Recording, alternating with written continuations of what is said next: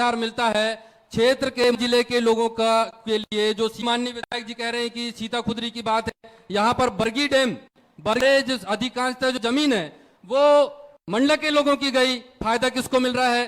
अभी वहां पर सीता खुदरी जो बांध है, सीता खुदरी बांध का काम चल रहा है, पूरी की पूरी जमीन पूरा का पूरा फॉरेस्ट का है और उसकी जो सिंचाई की जो योजना है वो कुंडम जिले के लिए बनाई जा रही है। आज जो यहाँ पर कान्हा की बात अभी थोड़ी देर पहले आई थी, कान्हा की भी बात आई थी, इतने सारे लोग अभी और भी वन्यभरण प्रस्तावित हैं।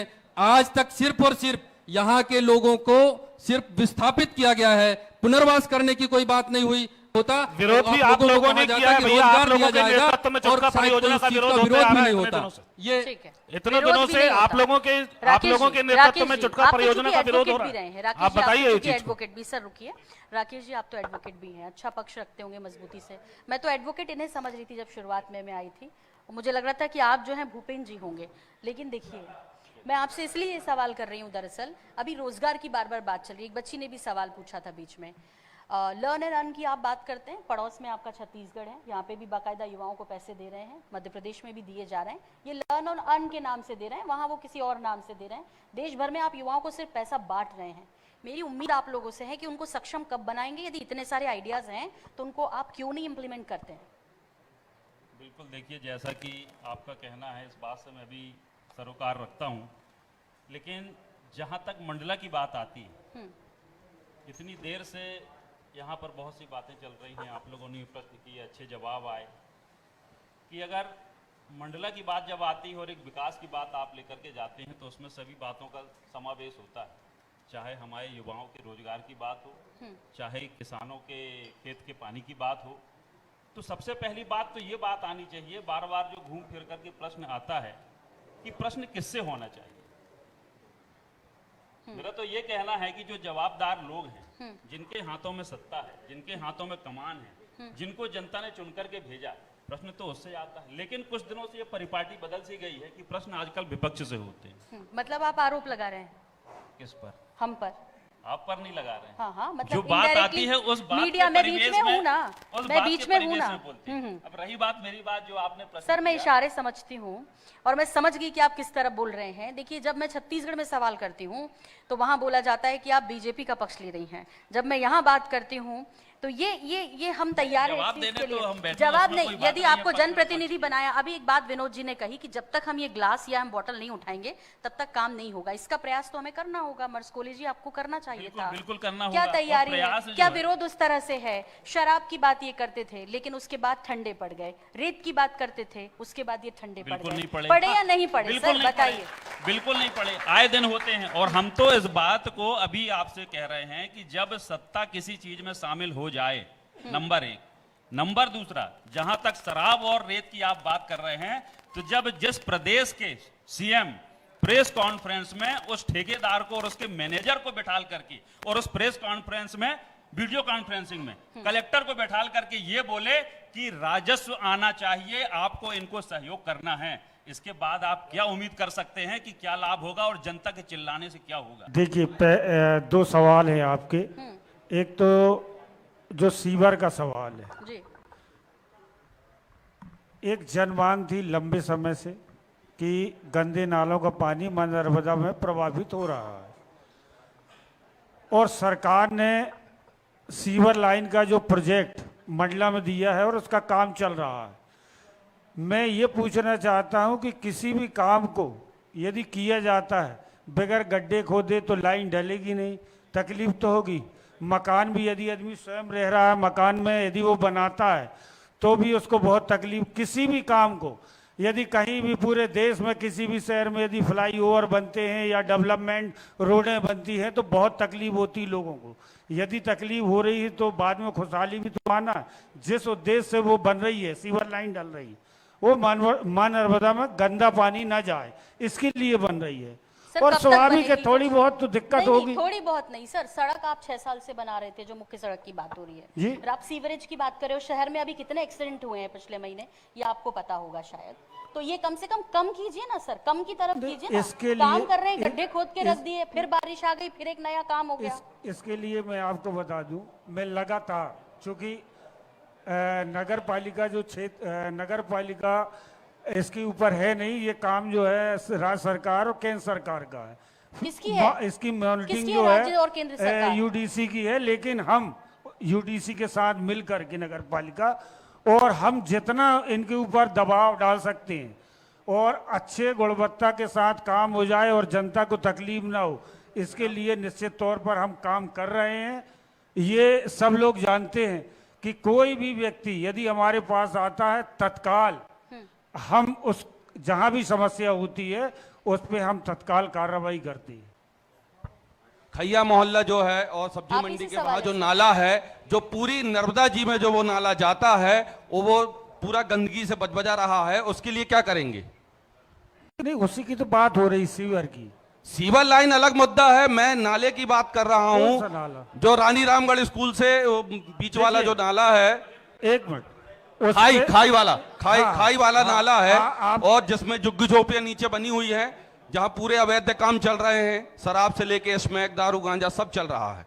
आप ही का नगर पालिका क्षेत्र है, उसके लिए आप क्या कर रहे हैं? आपको मैं ये बताना चाहता हूं कि जिस खाई की आप बात कर रहे हैं उसका मैंने डीपीआर बनवाया है, उसका एस्टीमेट बन करके, और मैं प्रयासरत हूं कि वहां पर जो फुटपाथ में जो लोग बैठे हैं, हॉस्पिटल में एम्बुलेंस जाने में दोनों रोडें हमारी ब्लॉक हो जाती है, उसके लिए मैं पूरी तरीके से प्रयासरत हूं कि वहां पर खाई में स्लैब डाल करके एक मार्केट बना दिया जाए, और जितने फुटपाथ के लोग हैं वहाँ पर जो एक्रोचमेंट में बैठे हुए हैं उनको हम वहाँ पर ले जाने की तैयारी में हैं। और ये रोड जो है हमारी सुपर मार्केट और उस पार की हरदौल लाला वाली, ये हमारा खाली कराने का प्लान है, जिसमें कि एम्बुलेंस को दिक्कत ना हो, और पार्किंग जो नीचे जो है मल्टी स्टोरी है वो, उसमें हम नीचे पार्किंग बनाना चाहते हैं। हम अपने विधायक सांसदों के सहयोग से लगे हैं कि वो प्रोजेक्ट हो जाए। इतने समय तक प्यार तो देने के क्या बाद बारिश हमारे- वजह बन रही है, ये बड़ी हमारे वजह निवास है, और जानने मुखिया की विधायक विषय के है लिए कि बारिश क्यों नहीं नहीं है आए। क्या? वाकई आपका वाजिब है सवाल जी। बारिश- अब सवाल आप कर लीजिए जो बारिश प्रतिनिधि है। सिर्फ भाजपा के मतलब भाजपा के लोग सांसद नहीं आएंगे के लिए बारिश तो में, हो ऐसा सकती कुछ होता है क्या? अब रही बात सीवर लाइन की, अगर हम बात करें मैडम, जैसा इनने बताया यूडीसी के साथ हम मिलकर काम कर रहे हैं। कहीं भी अगर जैसे मकान बनाते हैं तो मकान में हम जब सेंटिंग लगाते हैं, पिलर खड़ा करते हैं, तो 15 दिन 20 दिन बाद हम सेंटिंग अलग करते हैं। अगर हमने गड्ढा खोद दिया है तो गड्ढा खोदने के बाद उस जगह में हम क्या करेंगे?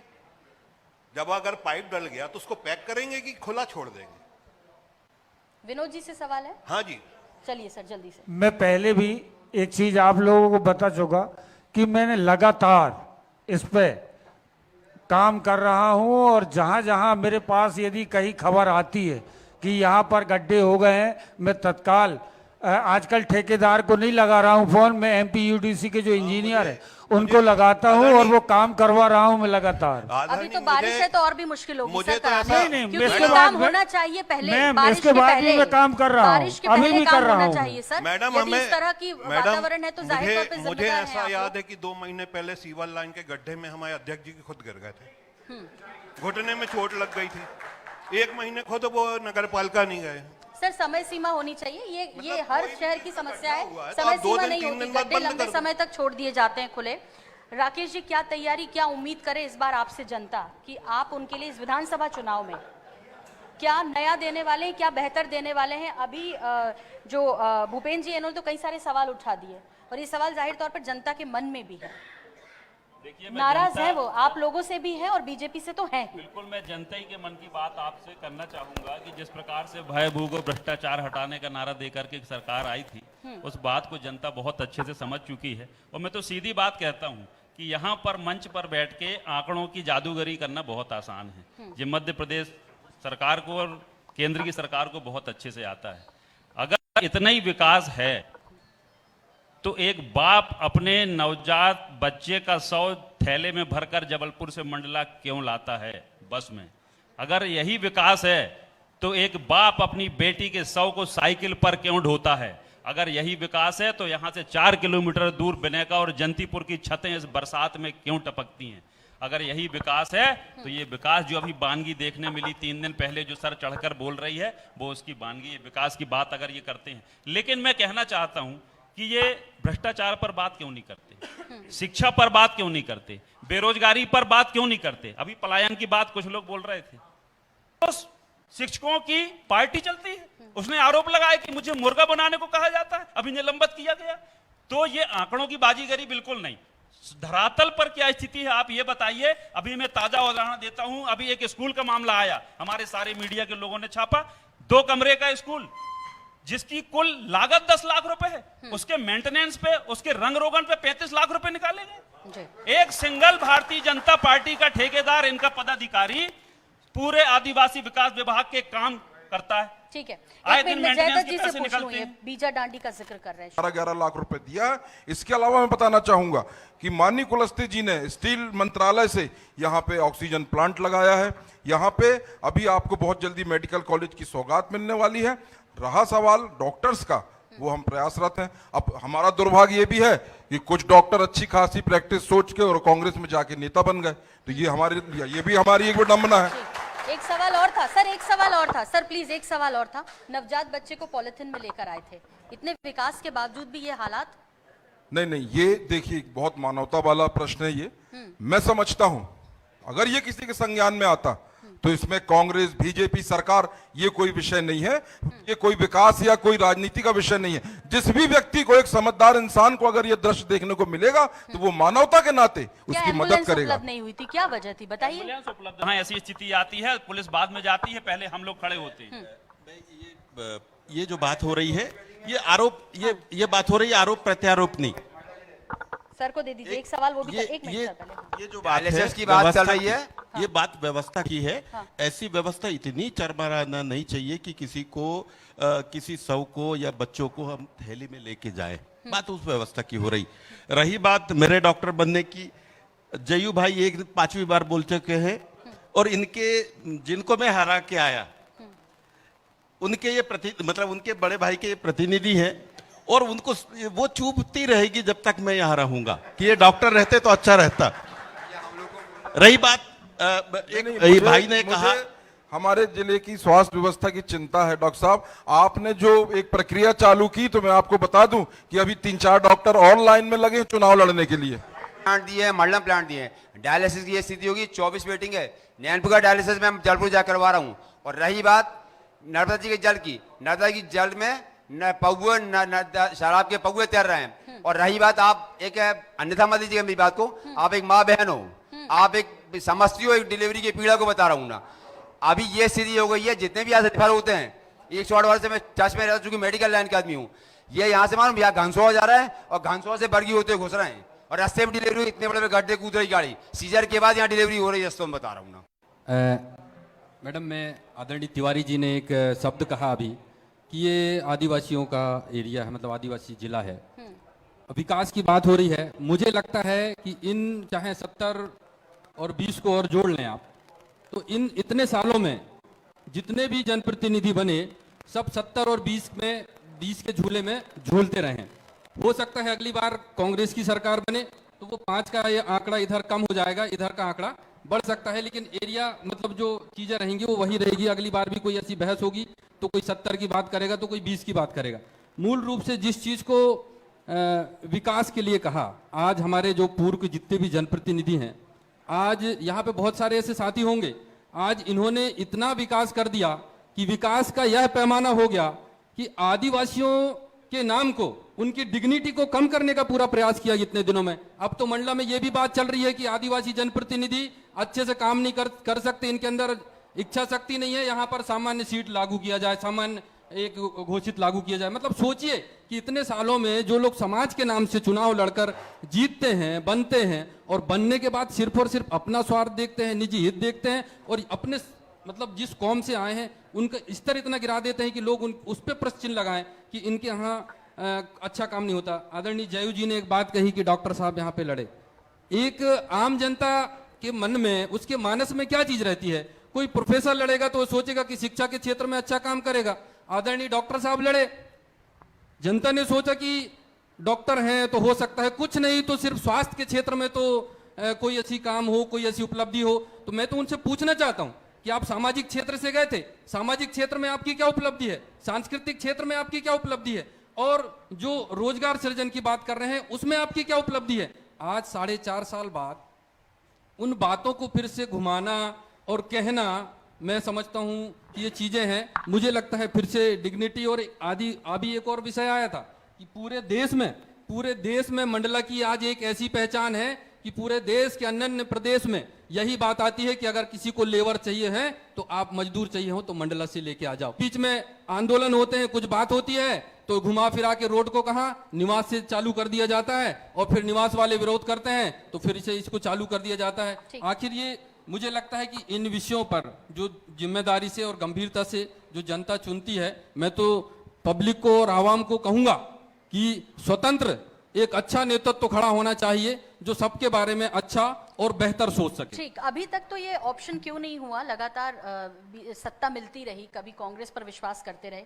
ये आपके लिए भी गंभीर विषय है कि सोचिए कि जनता में विश्वास क्यों नहीं जगा पा रहे हैं, कहां पर कमी है? इसमें विशुद्ध रूप से जो एक दूरियां बन जाती हैं। आज हमारे निवास क्षेत्र की बात कर लें तो माननीय विधायक जी का रेसिडेंस प्रॉपर 24 आवर्स हमारे मंडला में उनका है।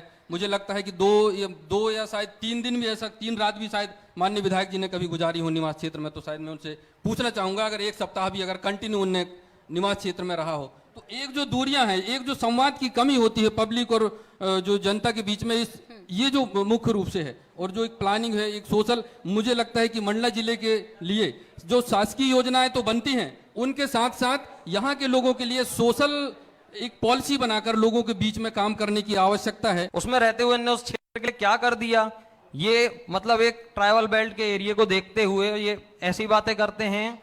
देख लिया इनने कि वोट बैंक ज्यादा आदिवासी समाज का है, तो ये हमारे पर्टिकुलर प्रभु श्री राम जी के लिए अपशब्द लिखते हैं और वोट बैंक बढ़ाना चाहते हैं। इस तरह की राजनीति यहाँ चलने से बिल्कुल नहीं होगी। इस बात का मैं पूर्ण रूप से खंडन करता हूँ। किसी भी मंच पर आप अगर किसी भी मीडिया पे या सोशल मीडिया पे आप उस चीज़ को कह लें तो मैं आपको उस चीज़ के लिए चैलेंज करता हूँ। दूसरी चीज़, जनपद अध्यक्ष मुश्किल से 3, 4, 7, 8 लाख रुपए हमारे पास फंड होता है। जनपद उपाध्यक्ष रहने के दौरान मुश्किल से 4, 5 लाख रुपए हमारे पास फंड होता है। और लोगों के बीच स्वतंत्र रूप से, क्योंकि मैं जिस विकास खंड से आता हूँ, आदरणीय हमारे माननीय कुलस्ते जी जो मंत्री हैं, पूरी मशीनरी और पूरी ताकत लगाने के बाद भी दोनों चुनाव में कहीं ना कहीं जनता और लोगों का स्नेह था, सिर्फ और सिर्फ लोगों के बीच। और विशुद्ध रूप से हमारा काम लोगों को जागरूक करना, लोगों के साथ रहना, और जो लोग जिनकी जो समस्याएं हो, चाहे पलायन की, हमारे बीच में आप 10 लोगों की बात करते हैं, हम तो उससे ज्यादा नारायणगंज और बियरांडी में अपने लोगों को व्यापार और व्यवसाय में बढ़ाया और उनको स्थापित किया है। इन सबके साल मेरे से मैं तो होंगे। समझ रही हूं, वो पट्टा डाले हुए हैं, वो पट्टा डाले हुए मैं हैं। आपको इधर से जितने भी आएंगे उन सबके सवाल मेरे से ही होंगे। हाँ, नहीं, मैं देख रही हूं, मैं सर। बता चुका हूँ। नहीं सर, दिखाई दे रहा है पूरे। सर पूछिए, सर पूछिए। पहला सवाल, जिस आधार पे आपको, क्योंकि एक सीट आपने उन बच्चों का गवाया, वेस्ट किया, जिन बच्चों को कम से कम उसके आधार पर वास्तविक में समाज का सेवा कर सकते थे। यहाँ ये सवाल है, पर्सनल सवाल है, इसे जैसा भी हो चाहे। वैसे तो ये मंच किसी को व्यक्तिगत सवाल करने का मौका नहीं देता। नहीं, ये विषय व्यक्तिगत नहीं, लेकिन एक बात जरूर है कि न सिर्फ बीजेपी और कांग्रेस में दोनों में ये सभी के ये आ रहे हैं, डॉक्टर्स आ रहे हैं, IAS आ रहे हैं, कोशिश कर रहे हैं, राज्य सेवा अधिकारी आ रहे हैं, अभी कई सारे। देखिए 2023 तक क्या क्या और होता है। अच्छी बात है, आप एजुकेटेड लोग आते हैं। नहीं, एक और सवाल, इसके बाद आप इसके दोनों का जवाब दीजिएगा। हमने उस जल भराव के क्षेत्र में जो हमारे परिवार जिनकी जमीनें चली गई, उसका नया ऑप्शन रोजगार के लिए क्यों नहीं किया? पहला बात, क्योंकि इसका प्रस्ताव मैं खुद अपने सरकारों को और बाकी चीजों पे बात किया। केज फिशिंग के मामले से, केज फिशिंग करा के उस पर्टिकुलर एरिया को हम अगर डिवाइड करते तो हम बहुत सारे वहां के गांवों को रोजगार दे सकते थे। एक इस पे हमारे भूपेंद्र जी ने भी अध्यक्ष थे उस चीज को। दूसरा सवाल आपके जंगल, हाँ, जो जंगल वाला इलाका है, और भी लोग हैं, हाँ ठीक है, जल्दी से प्लीज, जो फॉरेस्ट वाला इलाका है, उसको लेकर कहीं ना कहीं होम स्टेज और बाकी सब चीजों को, टूरिज्म के मामले में गवर्नमेंट के इतने सारे स्कीम्स हैं, इसमें हम लोगों को सब्सिडी ट्राइबल बच्चों को दिया जाता, अपने क्षेत्रों में हमने इस पे क्यों नहीं किया? ये प्रश्न है, ये सबके लिए जो लोग हैं। इस पे हम लोग, क्योंकि इन दोनों चीजों का प्रपोजल मैं दिया हूं और इस पे आगे काम कर रहे हैं, तो इन चीजों को लेके आपके संज्ञान में क्यों नहीं आए? जिन चीजों को आधार बना उस पर यही ये पहली बात। इनका जो दूसरा प्रश्न है और जब मैं खुद से जाना चाह रहा था, जब मैं एमएस करके आया था, तब मैं सिवनी जाना चाह रहा था, इन्हीं के मंत्री ने मुझसे 1.5 लाख रुपए मांगे थे, मैं नहीं गया। तो आपने पाए हैं परिवहन रोड जो हमसे प्रयास करते बनेगा, हम लोग अपनी पूरी शिद्दत से करेंगे और कोशिश करेंगे कि लोगों को गेहूं की जरूर मिले। यही प्रयास तो इतने समय से ये लोग भी कर रहे हैं। शिक्षा, स्वास्थ्य, रोड, इन्हीं विषयों पर तो हम लगातार बात करते हैं। हमारा एफर्ट और ज्यादा रहेगा कि हम लोग पूरी कोशिश करेंगे। सोल्यूशन लेके क्यों नहीं आते? हमारा एक प्रयास और एक्स्ट्रा रहेगा मैडम कि हम लोग चाहेंगे लोगों को गेहूं जरूर खाने को मिले। एक प्रयास और करिएगा कि एकजुट रहिएगा, तो जो जनता है उसका मैंडेट खराब मत कीजिएगा। बिल्कुल फिर इस बार आप उनसे उम्मीद करेंगे। फिलहाल अब समय मुझे इजाजत नहीं दे रहा है, जाहिर तौर पे इशारा। सवाल और करना चाहती बहुत हूँ संक्षेप में मैडम, जल्दी से। मंडीदीप है, रायसेन है औद्योगिक और मालपुर है। आज वो किस स्थिति पे आज कितना आगे बढ़ चुका है? आज हमारा मनेरी मंडला जिला में वहीं की वहीं है। आज मनेरी में हमारे मंडला जिला वालों को कोई रोजगार नहीं दिया जाता, प्राकृतिक संसाधनों से अधिक भरपूर है। अधिक मनेरी में कार्य करने वाले जबलपुर से कार्य करते हैं। बोलिए जल्दी से। आज मंडला जिला वालों को रोजगार आपके इस मनेरी में नहीं कार्यक्रम के दिया माध्यम से मैं अपने जनप्रतिनिधियों को यह कहना चाहता हूं कि कोई भी जनप्रतिनिधि यदि इस जिले के डेवलपमेंट के लिए वो आगे आता है तो निश्चित तौर पर हम उनके साथ खड़े हैं। दूसरी बात, राकेश जी भाई साहब ने एक बात कही कि भ्रष्टाचार पे बात क्यों नहीं करते हो, तो अब राकेश जी भाई साहब से ये पूछना चाहता हूं कि जिनका अपना कोई कैरेक्टर नहीं, वो दुनिया को कैरेक्टर सर्टिफिकेट बांटेंगे इस देश में। नहीं, इस देश में भ्रष्टाचार, इस देश में भ्रष्टाचार कांग्रेस ने इस देश में भ्रष्टाचार चालू किया। कांग्रेस इस देश में भ्रष्टाचार की कोचिंग सेंटर रही है और भ्रष्टाचार पे बात करने की बात आप लोग कर रहे हैं। सर क्वेश्चन ये है कि मैं अभी 10th पास की हूँ सीबीएसई से, गवर्नमेंट स्कूल से। अभी मुझे 11th में आर्ट्स का सीबीएसई गवर्नमेंट स्कूल चाहिए था, बट आज की डेट में मंडला जिले में ऐसा कोई भी स्कूल गवर्नमेंट सीबीएसई का नहीं है जिससे हम आर्ट्स स्ट्रीम ले सकें, और जिससे मेरे पेरेंट्स को अभी मेरा प्राइवेट स्कूल में एडमिशन कराना पड़ा, जिससे 70,000 रुपये साल मेरा फीस है। तो इस पर अभी कुछ हो सकता है क्या? ठीक है। एक क्वेश्चन और है। अभी मैंने म्यूज़िक का पेपर भी दे रही थी, तो हम मेरे साथ 50 बच्चे और थे जो खैरागढ़ यूनिवर्सिटी से देते हैं। इस बार मंडला में सेंटर नहीं मिला, पता नहीं क्यों नहीं मिला, लेकिन जिससे मेरे साथ 50 बच्चों को जबलपुर जाके देना पड़ा। सर बताइए। बेटा आपने जो पहला क्वेश्चन किया मैं उसका जवाब देता हूँ। आप 10th पास करें हैं अभी ना? आपको मालूम है मध्य प्रदेश में माननीय शिवराज सिंह चौहान ने मेधावी छात्राओं के लिए जो योजनाएं बना के रखी हैं, जिसमें आपको पढ़ने में शिक्षा फ्री, साइकिल फ्री। जी सीबीएसई सेंटर मंडला में है, आप आगे बढ़िए। आप स्ट्रीम का नहीं है मंडला में। नहीं, आप क्या बोल रहे हैं? गवर्नमेंट नहीं है, गवर्नमेंट आर्ट स्ट्रीम सर। आप बाहर जाना चाहते हैं, आपको सरकार खर्च पे बाहर भेजेगी, आपको रहने की, पढ़ने की, यहाँ तक कि विदेश तक अगर आप जाना चाहते हैं। अंकल बात ही नहीं जब मंडला में नहीं है। नहीं तो आप बाहर पढ़िए, बाहर एडमिशन लीजिए। महोदय, उम्मीद करूंगी संवाद कार्यक्रम के माध्यम से उस बच्चे की परेशानी सही बोल रही हैं। आज मध्यम वर्गीय परिवार की कमर टूट रही है। हम लोगों ने 2003 में आरडी से पास आउट करे थे। बाकायदा वहाँ पे बॉटनी जूलॉजी की एमएससी होती थी, फिजिक्स मैथ्स की भी होती थी। आज एमएससी की फैकल्टी आरडी कॉलेज में बंद हो चुकी है और ग्रेजुएशन करने के लिए तक जो है हमारे यहाँ के बच्चे जबलपुर जा रहे हैं। प्रति माह 12 से 13 हजार रुपए मध्यम वर्गीय परिवार के ऊपर आज अतिरिक्त बोझ पड़ रहा है, इनकी माननीय सरकार के फैकल्टियों को बंद करने के कारण। यह सच्चाई है। ये सब आंकड़े गलत है मैडम। आप यूजीसी की टीम मंडला आई थी, मंडला में जो महाविद्यालय है रानी दुर्गावती विश्वविद्यालय, वहां पे यूजीसी की टीम आई थी और उसको सी से प्लस करके बी ग्रेड में उसका ग्रेड ऊपर किया गया है। इसके मापदंड कुछ होंगे भी जाकर के वो चालू हुआ है, चालू हो गया। ये बात होती है, आप तो संस्थान बंद करने का प्रयास चालू हो गया और किसके प्रयास से चालू होगा ये भी माननीय तिवारी जी बताएं, किसके प्रयास से चालू हुआ? अभी आपके प्रयासों से बंद भी हुआ ना, आप स्वीकार करो कि बंद हमने कराया। कितने घरों में कितनी महिलाओं की लाशें पहुंचाओगे? रोते हैं तब कल में कोई इतनी तकलीफ हो जो है आदमी। मेरा एक निवेदन है, मेडिकल कॉलेज गया हूं मैं, हर दूसरे तीसरे दिन एक लाश घर पहुंच रही है और सबसे ज्यादा वहां दिया समाज की लाशें पहुंच रही है। ठीक है सर, जल्दी से। विकास की इतनी बातें चल रही हैं तो मेरे को तो बड़ा अच्छा लग रहा था अभी देख के, बहुत विकास हो गया। मैं अनिल दुबे पार्षद हूँ और विकास देख के बहुत अच्छा लगा। जमीनी हकीकत मैडम मैं आपको बता रहा हूँ, अभी आयुष्मान कार्ड जो बने हैं, आयुष्मान कार्ड का जब मरीज जाता है तो कहा जाता है सर्वर बैठ गया है। और 2 महीने तक है ना नगर पालिका अध्यक्ष से पूछ लीजिए, पूरी नगर व्यवस्था चौपट हो गई। ना वृद्धावस्था पेंशन मिली, ना कोई पेंशन मिल रही, ना कोई काम हो रहा था और ना कोई सर्वे हो रहा था। पूरी नगर पालिका हमारी लगी थी। लोग हैं वो तो अपना महत्वपूर्ण वक्त हमारे साथ साझा कर ही रहे हैं। हमारे कुछ विभूतियां हैं जो है इस वक्त मौजूद हैं, उनको मौका मिलना चाहिए, अब उनका सम्मान होना चाहिए। मैडम मेरा एक क्वेश्चन है, सिर्फ जवाब था मेरा। लाडली बहना योजना जो चालू की गई है उसमें मंडला जिले के 1264 महिलाओं को अभी तक पैसा नहीं मिला है। इसका जो कारण बताया गया है कि कुछ कितने इंजन कुछ समस्याएं हैं, तो ये समस्याएं कब हल हो पाएंगी? या चवल इंजन बोलूं, बताइए। फग्गन सिंह कुलस्ते जी हैं, आप हैं, राज्य में सरकार है, केंद्र में सरकार है, क्यों नहीं कर पा रहे? कहाँ निरीह बने बैठे हैं? देखिए, जो लाडली बहना योजना में जो पैसे डाले गए, कुछ आए हैं टेक्निकल फॉल्ट, बहुत सारे ऐसे हैं कि या तो पैसे उनके दूसरे खाते पे चले गए। सब अभी ये हो रहा है।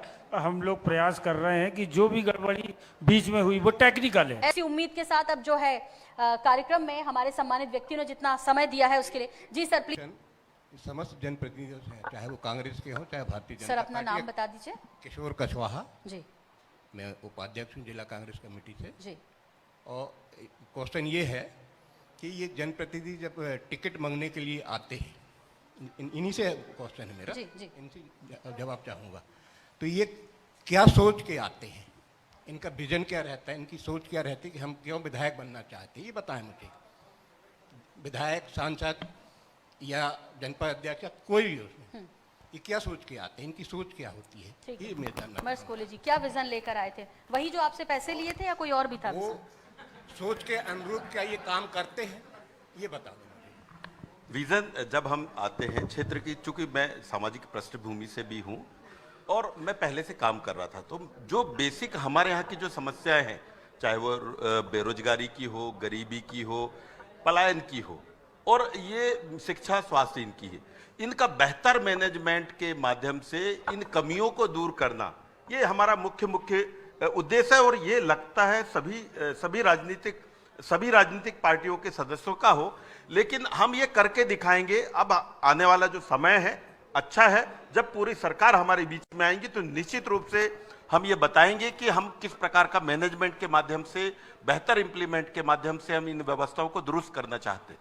ठीक है सर, आपका विजन क्या है? एडवोकेट से राजनीति में आए, आपका विजन? निश्चित रूप से एक लाइन में है समाज सेवा। जो परिस्थितियां आज हम देख रहे हैं, मन में कुछ करने का जज्बा है, लोगों की सेवा करने ये तो सब जानते हैं, लेकिन उन्होंने सवाल किया है तो पूछिए कि समाज सेवा तो नहीं है। देखिए, उनका जो सवाल था बहुत सम्मानीय है। वो उनका सवाल था टिकट के लिए, और मैं मंडला जिले में राजनीति करता हूं। एडवोकेट राकेश तिवारी मेरा नाम है। मैं आज से 20 साल पहले भी और आज से 50 साल बाद भी इस मंडला जिले में टिकट कभी नहीं मांग सकता। विजन जी, कार्यक्रम का क्योंकि अंतिम समय चल रहा है, अंतिम पड़ाव में है, तो कार्यक्रम के शुरू में जो एक वाक्य हुआ था उस बात से मैं अपनी बात और विजन की बात को कह के ख़त्म करूंगा। कार्यक्रम जब शुरुआत हुआ तो लगभग 2 बजे का टाइम दिया गया था इस कार्यक्रम के लिए। मैं 2 बजे यहाँ पर लगभग 2 बजने में 5 मिनट थे, उसके पूर्व में पहुँच गया। फिर आयोजक साथियों से हमने पूछा कि भाई 2 बज गए, बाकी कार्यक्रम शुरू नहीं हो रहा है। तो हमारे आयोजक साथी ने एक चीज़ कही कि कम से कम तक 4 बार लगा चुके हैं सारे माननीयों को, लेकिन यहाँ आने के लिए तैयार नहीं हो रहे हैं, क्योंकि 4.5 साल तक उन्होंने किसी भी प्रकार का कोई अच्छा काम नहीं किया। तो अब पब्लिक और इस प्रेस को क्या जवाब देंगे? जोरदार तालियां होनी चाहिए इस बात पर। हमने बहुत प्रयास किए, हम लगे हुए हैं लगातार। तो वही बात है, मुझे लगता है कि एक विजन होना चाहिए। मुझे सबसे पहली बात तो जो भी है, कम से कम पब्लिक के बीच में रहें, सुख दुख में रहें, उनके काम जो भी हों, चाहे डेवलपमेंट के हों चाहे व्यक्तिगत हों, उन कामों को ईमानदारी से करें। और इस आपके संवाद मंच के माध्यम से मैं यही कहना चाहूँगा कि जिन एमएलए और एमपी को ना उस स्तर पे, ना वहाँ पर जब उनको गंभीरता से नहीं लिया जा रहा है, तो मुझे लगता है कि 2023 में पूरे मंडला जिले की जनता को और पूरे प्रदेश की जनता को सोच समझकर इस बात का निर्णय लेना चाहिए कि जिन्हें गंभीरता से लें, उन्हें आप वहाँ तक, उस मंच तक पहुँचाएं। चलिए विनोद जी जल्दी से। मैडम, मेरा एक क्वेश्चन था कि 80 के दशक में मंडला में 4 विधानसभा थी, जिसको अब 3 कर दिया गया। क्यों? गलत ढंग से परिवेशन करा के। परिसीमन जो हुआ था वह गलत ढंग से हुआ था। इसके लिए क्या होगा? विनोद जी आपसे प्रश्न। रहा सवाल मेरा तो जैसे राकेश तिवारी जी ने कहा 50 साल तक, तो वैसे ही मेरा हाल है। एकमात्र जिले में सिर्फ नगर पालिका है, सामान्य बस। मैडम ये पूछना चाहता हूँ, अभी वारकड़े जी बोले कि समान लोग जो है लड़ाई इसके लिए सीट के लिए मतलब आगे आने के लिए बोल रहे हैं, आगे आने के लिए हो रहे हैं, क्या हम लोग को पास वो नहीं है क्या? नहीं, उन मेरे जन में भी सवाल है कि आप कट्टर राजनीति करते हैं। मैं 2023 संवाद समझ गई। हरिभूमि के द्वारा ये कहना चाहता हूँ कि 82 में इसके पहले 4 विधानसभा हुआ करती थी। एक क्या कट्टर राजनीति की, मुझे कोई थोड़ा सीधे तो सर उनने क्या लगता है, वही तो पूछ रहा हूं मैं, किससे लगता है? कोई बता दे, सामान्य लोगों से मेरा व्यवहार ठीक नहीं रहता, कोई बता दे। नहीं, व्यवहार की बात नहीं सर, मैं वो चीज समान सीट की बात कर रहा हूं। मैं देखिए 82 के पहले जो है 4 सीट हुआ करती थी। ये कुछ लोगों की अपनी मानसिकता हो सकती है। देखिए मैं एक डॉक्टर हूं और व्यवस्था पे आया हूं, राजनीति कर रहा हूं, सबको लेके चल रहा हूं। आपका जो प्रश्न ये है मेरा कि 82 के पहले जो है सामान्य सीट 4 सीट हुआ करती थी, उसमें जो है एक जनरल सीट थी सामान अनारक्षित, जिसमें नारायण देवी झा वगैरह ये विधायक भी रह चुके हैं, 2 और रह चुके हैं।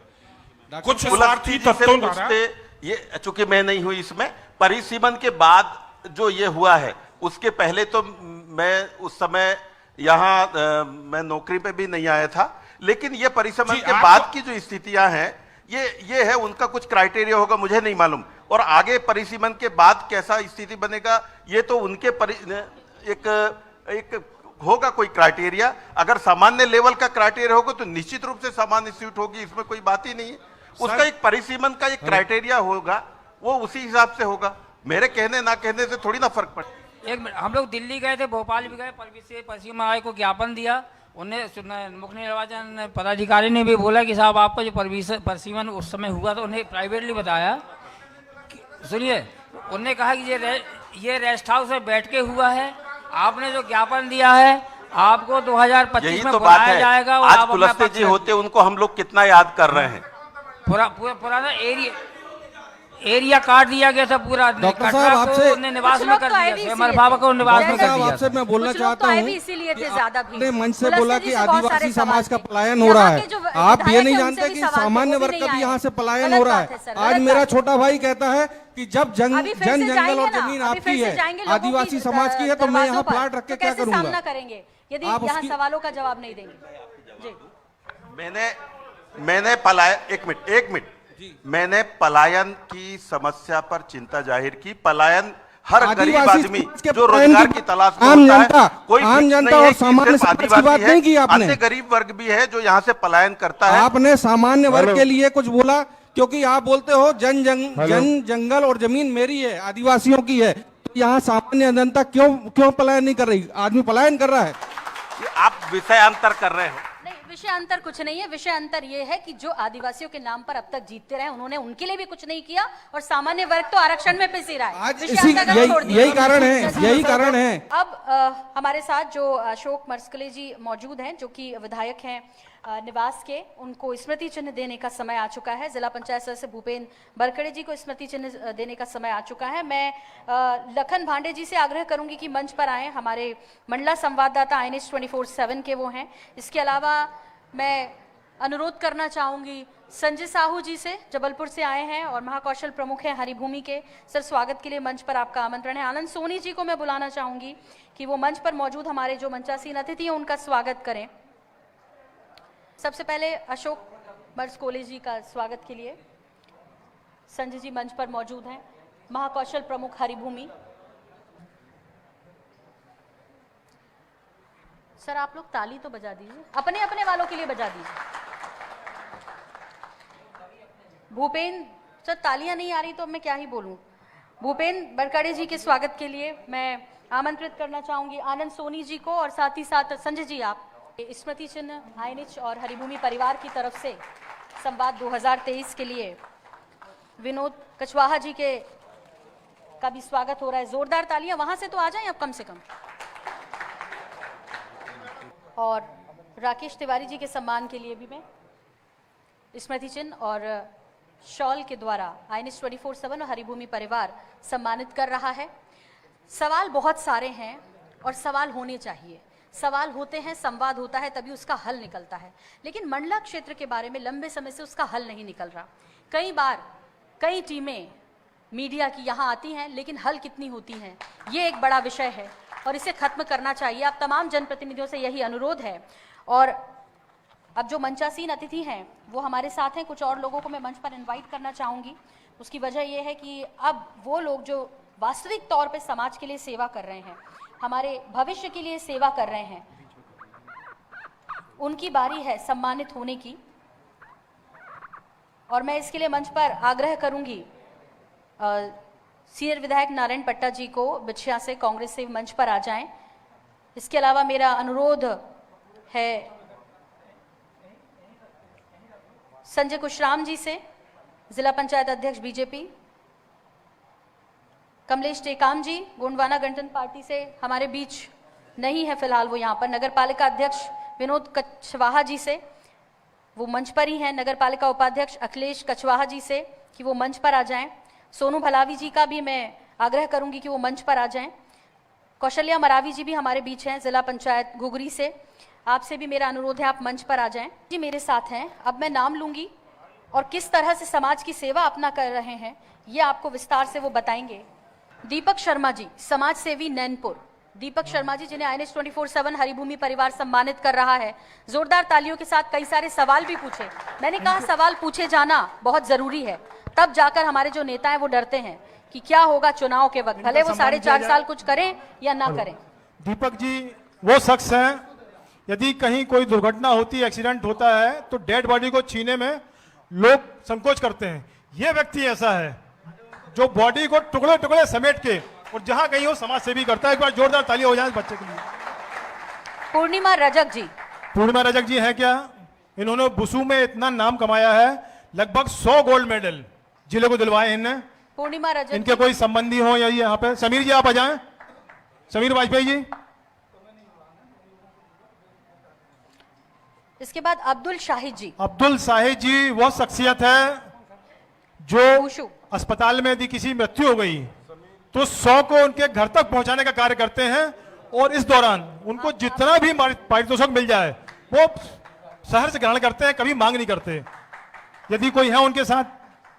दिग्विजय सिंह। दिग्विजय सिंह जी, जिन्होंने फुटबॉल में इतना नाम कमाया है, शायद उनका स्वास्थ्य ठीक नहीं है, जौलपुर गए हैं।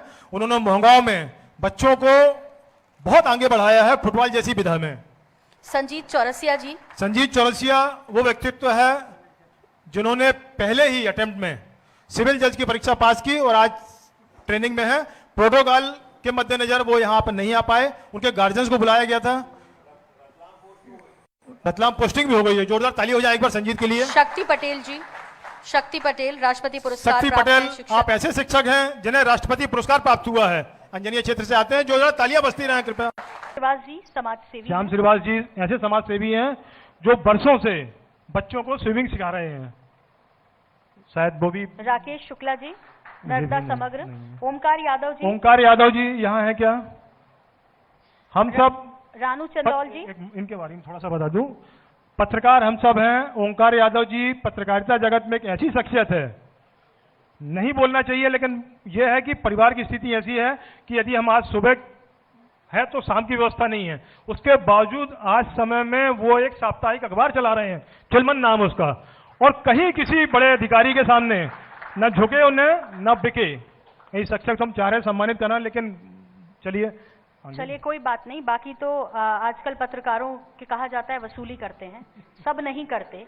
ये ओम जो अभी नाम लिया आपने सर, ओमकार यादव जी, ऐसी शख्सियतें भी हैं जो वाकई में पत्रकारिता के क्षेत्र में दमखम के साथ लगी। रानू चंद्रौल जी को डांस टीचर है, क्लासिकल हैं, डांस टीचर, शायद क्लास चल रही है उनकी, नहीं आ पाई है वो। श्याम बैरागी जी। श्याम बैरागी जी है क्या? आइए। श्याम बैरागी जी। इनका लिखा गीत गाड़ी वाला आया घर से कचरा निकाल, एक ऐसा गीत है जिसपे शादी में लोग डांस करते हैं। ये आप हैं, बहुत से गीत लिखे हैं, संगीत दिया है, फिल्मों में उनका। जोरदार तालियां बजती रहें इनके लिए। मंडला में ऐसी शख्सियत मौजूद है और वाकई में ये जो गाना है ये हर राज्य में लगभग चलता है जी। आशीष कछवाहा जी चित्रकार हैं। कछवाहा जी चित्रकार हैं। आशीष आपने कछवाहा देखा होगा नेहरू पार्क के पास जो बाउंड्री वॉल पे जो बैगा जनजाति को चित्रित करती हुई चित्र जो है वो आशीष जी की है। उन्होंने ये कहा कि जो मुझे सिखाए हैं आप उनको सम्मानित कीजिएगा, तो मैं नहीं आ पाऊंगा, तो हम उनकी बात का सम्मान करते हैं। राजकुमार क्षत्री जी राजकुमार क्षत्री जी एक सेवानिवृत्त शिक्षक हैं, पर्यावरण के लिए बहुत काम किया उन्होंने, शायद मंडला से बाहर हैं। मैं नाम लेता हूं गौरव सोनी, जो सेकंड लेफ्टिनेंट ग्रुप में उन्होंने ट्रेनिंग लगभग पूरी कर ली है और वो ट्रेनिंग शायद है पोस्टिंग गया। उनके पिताश्री आए हैं, जोरदार तालियां एक बार मुकेश सोनी जी के लिए। आप स्वयं क्षेत्रीय अधिकारी हैं स्टेट बैंक के, तालियां बजती रहें कृपया। इसके बाद एक और शख्सियत है पलाश कछवाहा, उनने भी सेकंड लेफ्टिनेंट के रूप में इस जिले का नाम रोशन किया है। लेफ्टिनेंट के रूप में उनके पिताश्री हैं किशोर कछवाहा जी। आप आइए please. Scindia ji bottle art करते हैं। त्रिलोक सिंधिया जी कलाकृति बांस की बनाना वैसे ही मुश्किल है, और ये शख्स ऐसे हैं जो बोतल के अंदर बांस की विभिन्न कलाकृति बनाते हैं। जोरदार तालियां बजाइए इनके लिए, विभिन्न अवार्ड प्राप्त हैं ये। अवनी वर्मा जी गायिका हैं ये। अवनी वर्मा बहुत छोटी उम्र में क्लासिकल सिंगर के रूप में नाम कमाया है इन्होंने।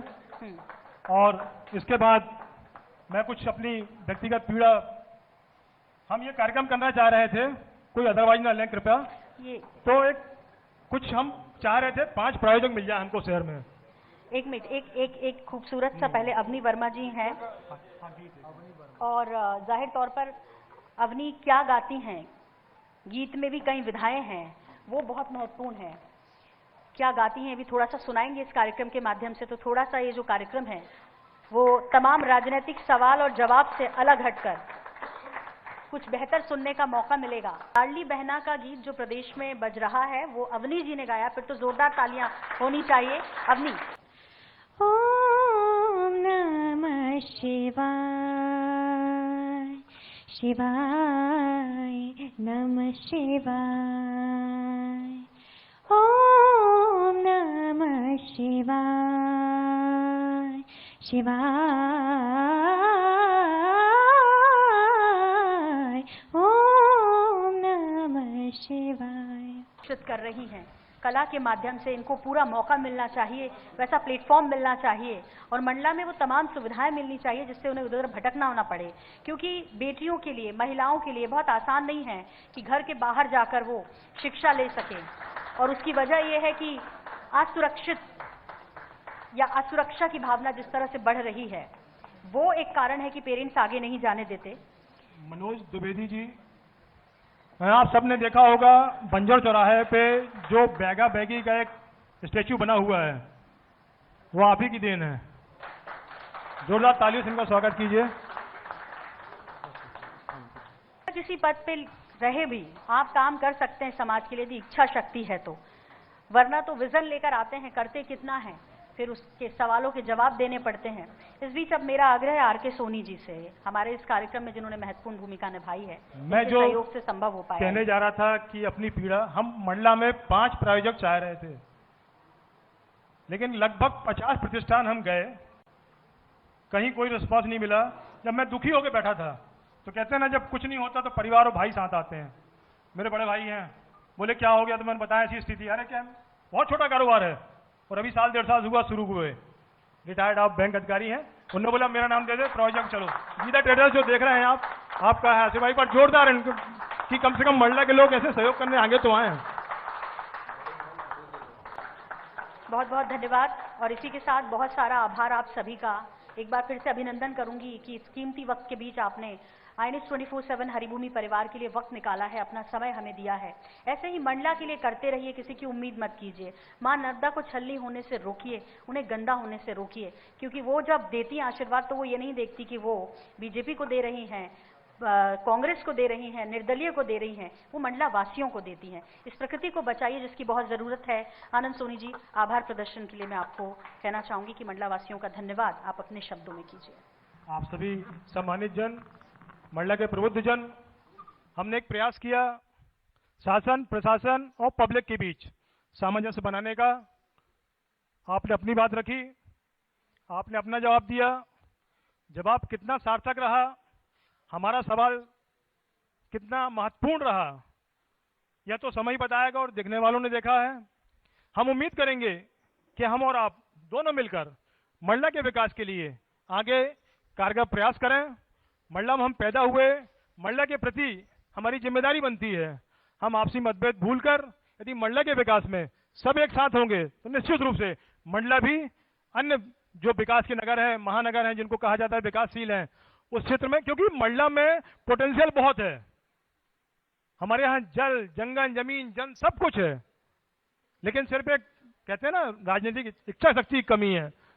वो कोशिश करेंगे मानवता पूरी करे, तो हम और आप भी इसी सबके सहयोग के लिए बहुत बहुत धन्यवाद। सबका बहुत बहुत आभार, धन्यवाद। जय हिंद, जय भारत।